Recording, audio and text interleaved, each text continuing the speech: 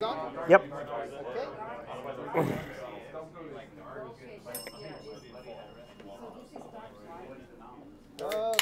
Yeah! That's a good way to start, right? Yeah, it's supposed to calm. Yeah.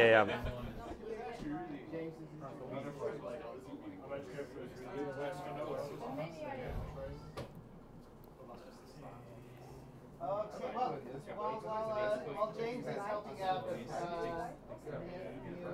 new person here, let me introduce our first speaker for the evening. I'm happy to introduce Jay for under the theme of Listen Today. His presentation title is An Exploration of Unique Rhythmic Moments in Classical Music. My apologies for the very clunky title. Has a lot of rhythm to it, though. Yeah, it does, yeah. And it almost starts out A-E-I-O-U. Yeah, there you go. Okay, well. So what's going on here? Serendipity. Yeah, serendipitous accidents. All right, Jay. I'm off. The floor is yours. All right, everyone. Hi, I'm Jay Underwood. I studied music for 6 years in my undergrad. A bit of a local composer. Now I make games and teach English. It's been a while since I've talked about music, so I apologize if it's a bit clunky or I make some mistakes along the way. But let's explore some rhythmic moments in classical music. Why am I having this talk? Back to Keynote. Interesting quote here. Yet a certain reward of pleasure and a musical taste carries with it a close connection to the role played by familiarity. Yes, indeed, it does. We gravitate back to the stuff that we like all the time. Why? Because we like it. And oftentimes when people are talking about the music that they listen to, it's because they like it. I think the problem, I think that's maybe the wrong word, but one of the issues with appreciating classical music is a lot of the times there is a barrier to entry. It requires knowledge of something before you can appreciate it even better. So hopefully in today's talk I'll be able to just talk about and we will explore together some few very famous moments in classical music such that you'll walk away with a better appreciation of some of these classics, and maybe, just maybe, you'll feel inclined to listen to some classical music yourself more, and perhaps dig in a little bit deeper to this very rich and wonderful art form. That said, where to start? In preparing the pieces to play for this speech, it was very difficult to choose what I was going to play. The vast array of amazing pieces. And just by talking about this now, I'm already losing precious time. So let us start somewhat from the beginning, as it were.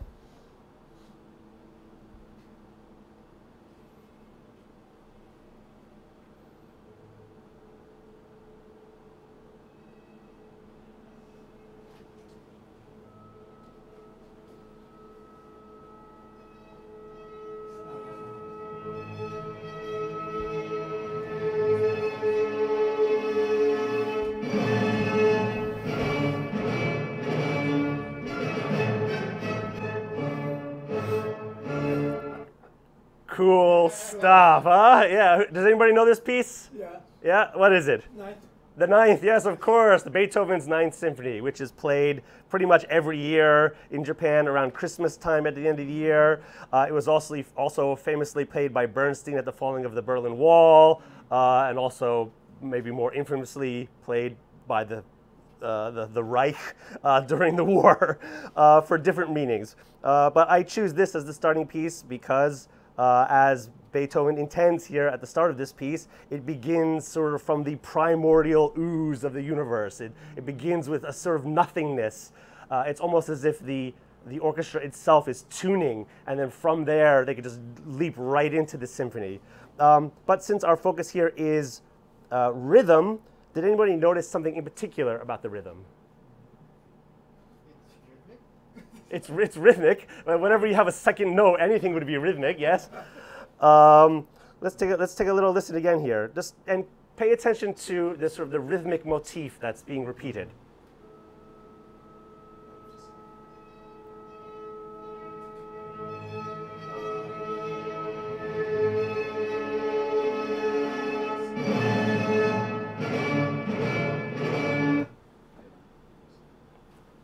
Anyone? It sounds like no rhythm at first. At first, yeah, at first, this is the primordial quality. It's sort of coming from the ether. Later, composers like Wagner would do this in the beginning of his Ring der Nibelung cycle. But it's the rhythm that you're hearing here. It's a heartbeat. Okay, you got there faster than I would have anticipated. Yes, okay. So you got the heartbeat sound. Ba-bum, yeah, ba-bum, ba-bum, ba-bum, right? This is where it's starting from, yeah. Almost here, Beethoven seems to intend something of a wrathful entry, almost like the hands banging on the table, yes? Now this motif repeats itself multiple times throughout the entire symphony, and I would posit that it's the core motive of the entire symphony. I'll get to why I could maybe justify that in just a moment. I won't, unfortunately. By the way, I recommend you go listen to these pieces in whole afterwards, so that you get the full experience to see and either agree or disagree with some of my statements here. All right, moving on. You just play music. Yep. Yes. Yep. Again, same thing. Bop bop. Bop bop. Right. We start again. We start a very simple kind of like heartbeat motive in a sense. This is the second movement of the Ninth Symphony. It's a very curious entry indeed, but wow, the time goes by so quick. I really have to pick and choose what I'm talking about here.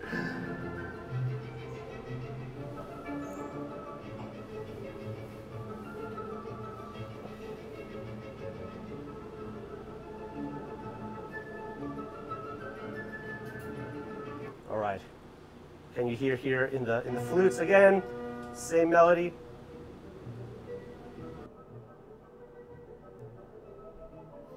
And as each instrument enters into the orchestra, they begin with this same bum bum bum ba bum bum ba bum, the same motive that keeps repeating. This is how they kind of hock it in to the ongoing melody.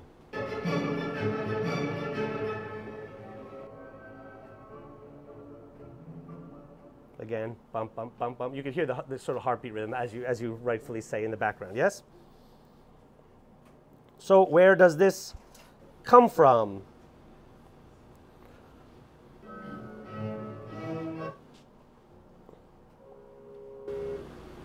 Well, everyone's going to know this next piece.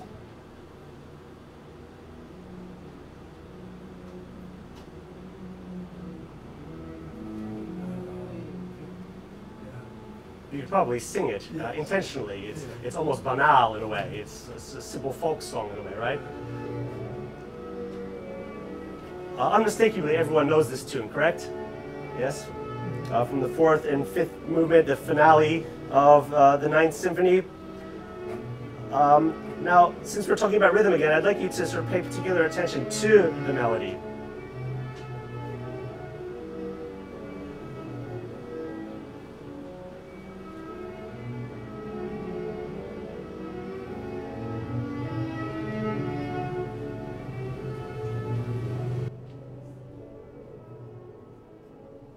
Okay, what's happening here rhythmically? Pretty much not much of anything, in a sense, isn't it? It's a series of quarter notes, da da da da da da da da da da da da da, right? It just continues on like that. One note followed by the one note. There's not a lot of sort of rhythmic activity here, except for when there is. And what is that rhythmic activity?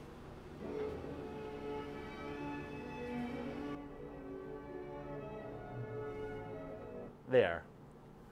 Da da da da da da da da da da da da. All pretty much stasis, single rhythm, and then it ends with da da da da da da da. And what is that rhythm?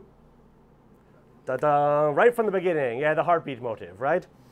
Of course, it should be noted that when Beethoven wrote this, he was completely deaf, so one might posit that perhaps it was his own heartbeat that he may have been hearing, or it's some sort of, conversation back and forth to the individual and the universal that the whole piece sort of hinges itself upon. But that was 10 minutes on a single piece. I have to move on. the more I've listened to this piece, the more I start hearing that two-note motif happen over and over and over again. And if you look at sort of Beethoven's previous symphonies, the Fifth and the Seventh, he tends to use this sort of rhythmic motif and flesh it out over the series of movements. All right, moving on. Let's get a little bit bawdier. I think I can move temporarily back to the slideshow for posterity. Here is Beethoven's scores, essentially, and his sketches, very much to his personality type. He would oftentimes just, scratch things out multiple times until he finally got to the, and inevitably would get to the right answer. Somewhat apocryphal, his Fifth Symphony all the times would be like, da da da, or da da da da da da da, or da da da da da, and all these type of things until he finally got to what's now known as, da da da da. We all know that, but so he would sketch out all these different ideas. But yeah. Anyway, the man, okay, which we've listened to. This is some of the things that I was talking about before. His connection to the humanity's place in divine plan, the individual in the collective. That was me. Up close and personal. Okay. So I'd like to move on to a piece called Symphonie Fantastique, or also with the subtitle, An Episode in the Life of an Artist, in 5 sections, with the ellipsis in there. And first I'm going to play the piece for you, or an excerpt from the piece, and I'd like you to think about what is going on here.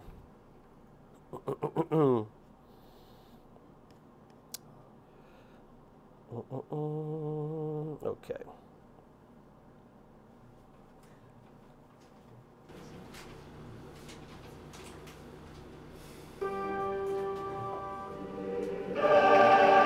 Wrong piece.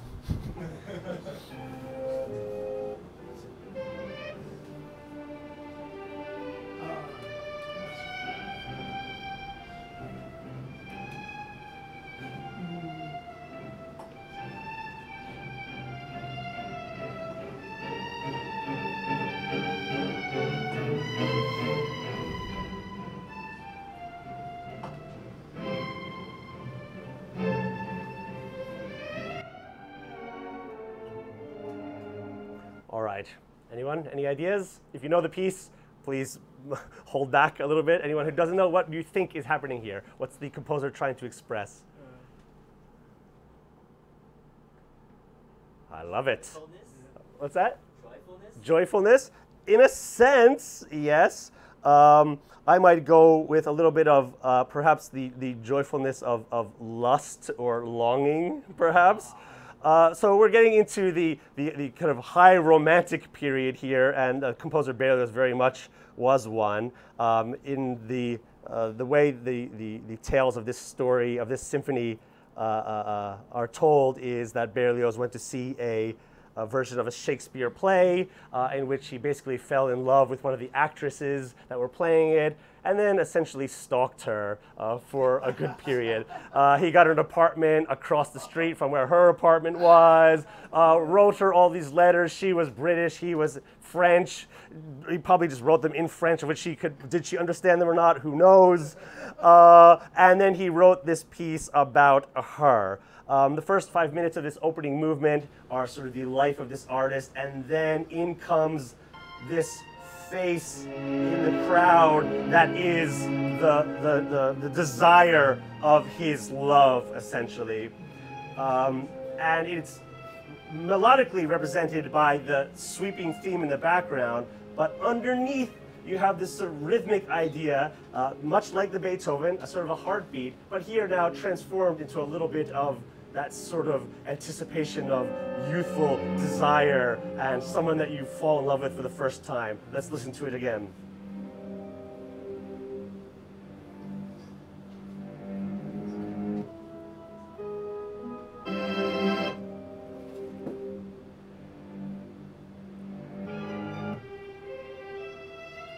Here it is. There she is. You hear the murmuring of the heartbeat in the background. It's almost like the pulse is growing as the melody grows in anticipation. It's almost quite pornographic, actually, if you think about it. More and more he lusts after this woman. Very different from the Beethoven's sort of we are all the children of God kind of heartbeat motive here. Now this for sake of time, this melody repeats in every one of the 4 movements of this piece. Sorry, 5 movements of this piece, repeating pretty much the same until by the 3rd moment where he escapes Paris, goes out to the countryside. I can't dare to see this woman of my desire, where she then, of course, in a perfect romantic Gothic style, appears and then is therefore, sadly, but romantically, in the sense of the romantic tradition, murdered by the composer. But don't you worry, he gets his comeuppance in the next movement. He is sent to the guillotine, and in which we get this wonderful moment.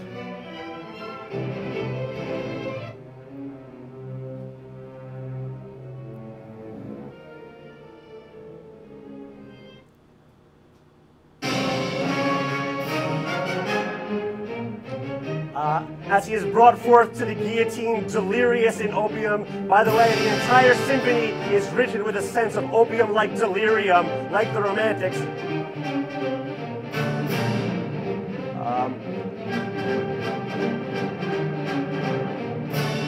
Very exciting stuff to hear in concert, where he is brought forth to the guillotine and rightfully gets his head cut off. And you will hear the moment where, as the guillotine comes down, not only does it come down, but his head then quite grotesquely plops onto the ground with 2 bounces. But before that, in the guillotine, he sees again a memory of the love that he once had. And blah, blah, blah. Exciting stuff, indeed. By the final movement, he awakes in hell, and his love has been turned into a ghoulish witch, of which the love theme has been turned into this kind of grotesque march. Though I would encourage you to go listen to this piece in its full. By the way, here's the composer, some of his works. If you're interested, this slideshow will be up on the website afterwards. And here was the woman of his affection, the actress Harriet Smithson, and they actually got married in 1833. She didn't know that she was obsessing over him. She dismissed all of his entreats until he eventually heard the symphony. They got married, and then were divorced 10 years later. So I don't know what that says. Poor Berlioz. Okay.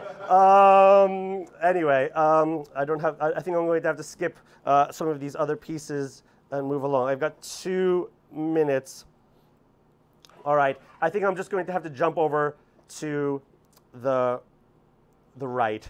The rite of spring, any modern composer will know, is something that they have to kind of deal with when they want to think about what rhythm is.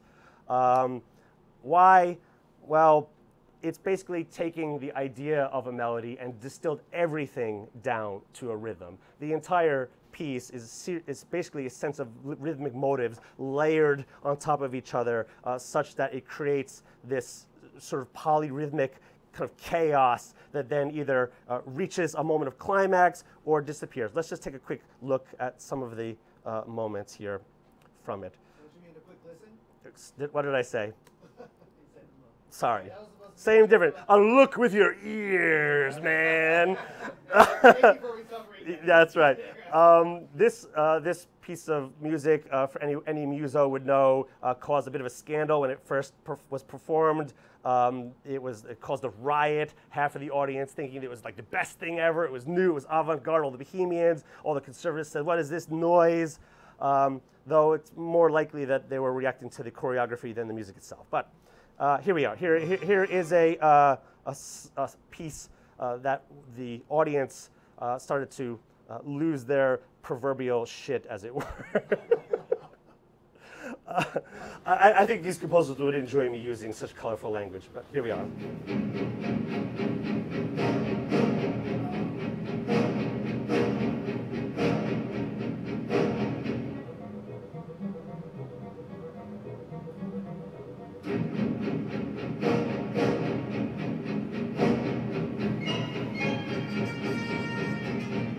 You can see how the melody has been completely distilled down to its rhythmic devices at this point. 20 seconds left. Wow. That went fast. We still have 10 minutes into the Q&A. I see, okay. The piece is essentially about a kind of ritual to bring in spring, to usher in spring via a ritual sacrifice, and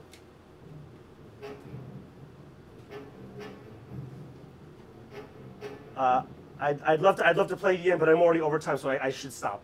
Anyway, it ends with a fury of musical rhythm that ends with essentially a sacrifice, bringing in spring. I'm sorry I didn't get nowhere near anything that I wanted to say before. I've been too slow on the Beethoven. Probably should have just talked about Beethoven, honestly. Lesson learned. Any questions? Oh, thank you so much. An anarchistic start to the Nerd Night beginning. I apologize. Yeah, floor is open for questions, so yeah, go ahead. We'll go James first and then... Yeah, I just, do you mind playing the finale? The finale? That's my question. All right. Well, I'll cue it up if somebody's got another question in the meantime. Yeah. Do you think there's quite a lot of like very distinct, different rhythmic patterns, or is it a lot of like different takes on the same sort of core rhythmic ideas? Right. Well, unfortunately, what I didn't get to is I was hoping to show something of a history and the growth of how rhythm is approached within the classical art form. I didn't get anywhere close to that, though I think our third speaker might talk about a little bit about how music is approached within the modern realm. What I was showing here was purely like representational and quasi-representational stuff. Like the Beethoven is sort of a heartbeat. The Berlioz is much more explicitly a head getting cut off and whatnot. But rhythmic motifs later on change, and it's more textural or sonority based and things like that. So yeah, did that answer your question? Yeah. Yeah. Also, do you think they tend to like per artist they tend to say more piece by piece? As from my own work, you wanted to kind of create an internal grammar of the piece, especially in the modern compositional era. I think back in the day, they're dealing with a much more limited structure about what was wanted. Like classical music, literally classical music follows a sort of internal logic, and these composers were playing with it. This was what makes Beethoven Beethoven. He'd make these sort of classic structure and then make little tweaks here and there that for an audience that would have known what was happening would have been shocking or scandalous at the time and whatnot. Especially the Berlioz, where the second movement is a ballroom waltz that would have had no place within the concert venue, and yet he throws it in there in order to blur the line between like the cabaret and the dance room and the so-called sophisticated art theater. But in a way, what we know as the so-called quiet listening contemplatively to classical music now is because of Mahler, essentially. Before that, people would shout out, please make it stop, or would be cooking sausages in the pit during an opera and whatnot. So we're kind of lucky in a sense. We need to bring that back. We need to bring it a little bit back, yeah. Bring back the groundlings, bring the sausages back. So. If you're still queuing up, I do have a question a little bit. Yes. So you talked about these different rhythms in classical music, but there's stories that go behind these things that follow it. Are these stories written in tandem with with the music that does the artist himself write this, or are these interpretations? Are these liner notes Right, right. or what's the how do these stories combine with the songs? Right, it's definitely piece independent, I think. So, for example, the Berlioz piece, he really wanted to set out to make a narrative work that would then catch on in more and more narrative works, which I wanted to show with the likes of Richard Strauss, who tell these tone poems that were basically stories. They'd start off with a mountaineer group who'd climb a mountain, they'd encounter a storm, they'd encounter some bellowing sheep on the hill, some other yodelers, and then they'd climb themselves back down. And all the melodies would be based on the things that they would see, almost like picturesque quality.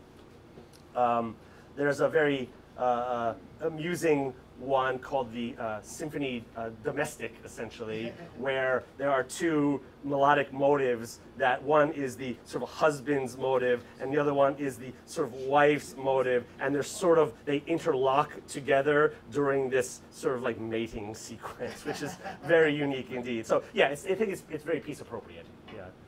And I'm not very familiar with music. Yes. It's very interesting to hear about this rhythmic thing. And so I'm just wondering, what is the difference between the rhythm in the classic music and the pop music? Uh-oh. so why Yeah. I ask this is because we know that young people rarely interested in classic music. Right. It's losing a lot of audience. And is that because there is a basic difference between the rhythm that's not fitting to the young people? Yeah, I think the question you're asking is hinging on the difference between like rhythm and kind of like beat or pulse or meter, perhaps, which they're sort of like kind of coupled together a little bit. I think my argument at the start of the talk is that we tend to go back to the familiar, and pop music is familiar. A lot of the cycle of pop songs follow kind of a rule of 8 bars, 8 bars, 8 bars, recitative. Sorry, a chorus, verse, and if you just count 8 bars, you're going to get it. So it's very familiar, we're sort of very used to it. With a lot of these classical conventions, it requires a little bit of prior knowledge. Thus, I wanted to talk about that. With that prior knowledge, I think some of these pieces are a bit more elucidated. Thus, when you go to a classical concert, you get some liner notes that may explain a few things, or when you go to the art museum and you look at the placard, you'll see a few comments here and there to help you kind of better enjoy the piece. It's not necessarily entirely necessary. I mean, you have the right to enjoy whatever you enjoy, but it helps to deepen your understanding of a piece, knowing what the composer intends. And I think maybe to get to your question, why some young people don't like, or maybe don't have the experience enough with classical music to really get that full experience. And perhaps it's our job as educators within the modern day school system to help give them more experience to listen to this, but everything's moved over to mathematics and science. But anyway, that's a different problem, isn't it? Yeah. Did I answer your question? I hope. Okay. Yeah. Okay. I can talk to you afterward. Yeah. And you had a question as well. Yeah. So thank you for good music. All of them are my prefers, my favorite. You like the romantics. Yeah, and this might be quite different from what you talk about, but I want to know your idea about what this music makes, or classical music makes real classic. Yeah. So do we need to distinguish classical music with other modern music or popular music? Well, I think that the term some years ago came into question. What do we call it now? Art music or whatnot. I mean, classical music can be used to refer to music of the era, like some from the classical period, which is defined by certain formal structures and certain instrumentations and what like that.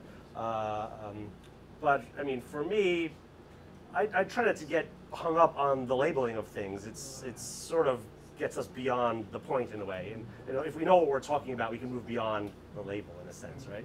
I hope that answers your question a little bit. Yeah. Maybe one more question? Love it. Does anybody? Anything lingering? Okay, if you can play the finale. All right. Then we can Yes. Okay.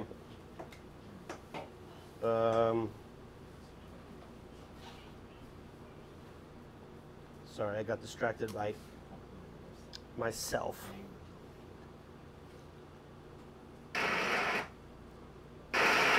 Okay.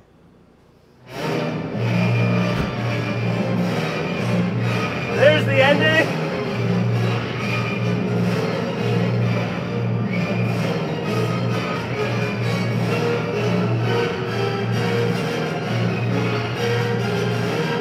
The chosen one has been decided. She must be sacrificed for spring to emerge. Yeah. And this is her final dance before either, and it's disputed that at the end, the final beat is her dead body or it's the moment that the sacrifice is killed. But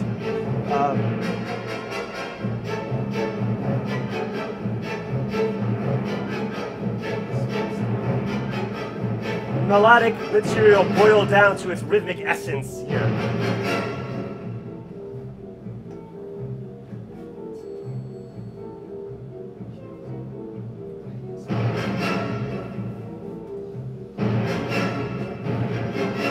Give me 10 seconds.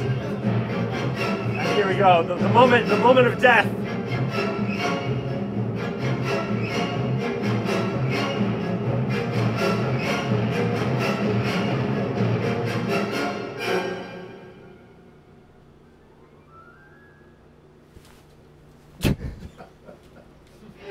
Oh, he really milked it. He really milked it. Yeah. Anyway, there you go. Exciting stuff. And they play it occasionally in Fukuoka if you ever get a chance to see it. Modern orchestras really neck it out of the park. Anyway, that's my time. I'm sorry to go a little bit late. Thank you very much, everybody. Thank you very much. Yeah.